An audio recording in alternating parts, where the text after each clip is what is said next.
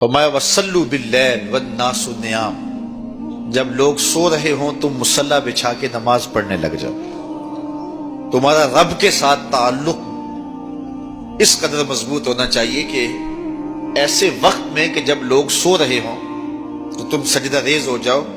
تاکہ ریاکاری کا امکان بھی مسترد ہو جائے۔ تو یہ چار کام جب تم کرو گے، رسول کریم نے ارشاد فرمایا تدخل الجنہ بسلام، جنت میں سلامتی سے داخل ہو جاؤ۔ راستے کے جو مراحل ہیں، جنت کے اندر پہنچنے کے جو مراحل ہیں وہ بھی سلامتی سے طے ہو جائیں گے، قبر بھی، حشر بھی، میزان بھی، پلزرات بھی، سارے مراحل آسانی سے طے ہوتے چلے جائیں گے اگر تم یہ چار کام کر لو۔ ان تین کاموں کا تعلق ہماری معاشرتی زندگی سے ہے، اور رات کی تنہائیوں میں مصلی بچھا کے نماز پڑھنا، اس کا تعلق جو ہے وہ ہماری نجی زندگی سے ہے، اور وہ جتنی تنہائی میں ہو اس قدر ہی اللہ کی رحمتیں زیادہ اترتی ہیں۔ دکھلاوے کی نمازیں اللہ قبول نہیں کرتا۔ قرآن مجید میں سورہ ماعون کے اندر ارشاد فرمایا سو خرابی ہے ان نمازیوں کے لیے جو اپنی نمازوں سے غافل ہیں اور لوگوں کو برتنے کی چیزیں بھی نہیں دیتے، معمولی چیزیں جو ایک دوسرے کو ہم عاریتاً دے دیتے ہیں وہ بھی نہیں دیتے اور نماز پڑھتے ہیں۔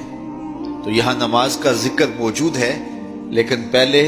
ہماری معاشرتی اصلاح ہونی چاہیے۔ ان تین چیزوں کا خاص طور پہ ذکر کیا گیا کہ تم سلام کو پھیلاؤ، تم صلہ رحمی کرو، اور تم لوگوں کو کھانا کھلاؤ، بھوکوں کی اور پیاسوں کی مدد کرو، تو تمہارا رب تمہارے اوپر راضی ہوگا،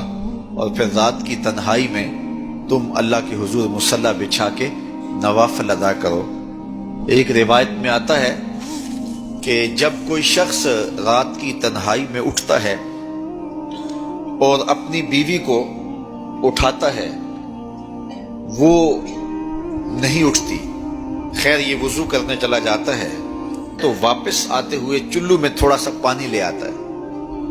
اور پانی لے کر کے اس بیوی کے اوپر اس پانی کو چھڑکتا ہے تو وہ اس سے اٹھ جاتی ہے۔ تو یہ مصلی بچھا کے نوافل پڑھنے لگ جاتا ہے، اور وہ بھی اٹھ کے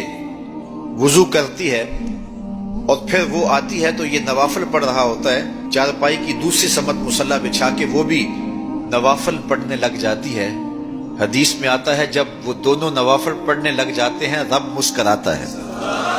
اپنی شان کے مطابق رب مسکراتا ہے کہ میرے بندے کس طرح مخلوق سے چھپ کے میرے حضور سجدہ ریز ہیں۔ تو راتوں کی تنہائیوں میں جب لوگ سوئے ہوئے ہوں تو اس وقت سجدے کا ویسے لطف بھی اپنا ہی ہوتا ہے، چونکہ کوئی دیکھ رہا ہو تو کئی طرح کی باتیں ذہن میں آئی جاتی ہیں،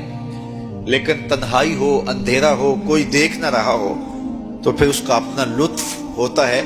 اور سحری کے وقت اٹھ کے نماز پڑھنے کا سرور بھی اپنا ہے۔ اور میں کہتا ہوں کہ وہ ملنے کی گھڑیاں ہوتی ہیں،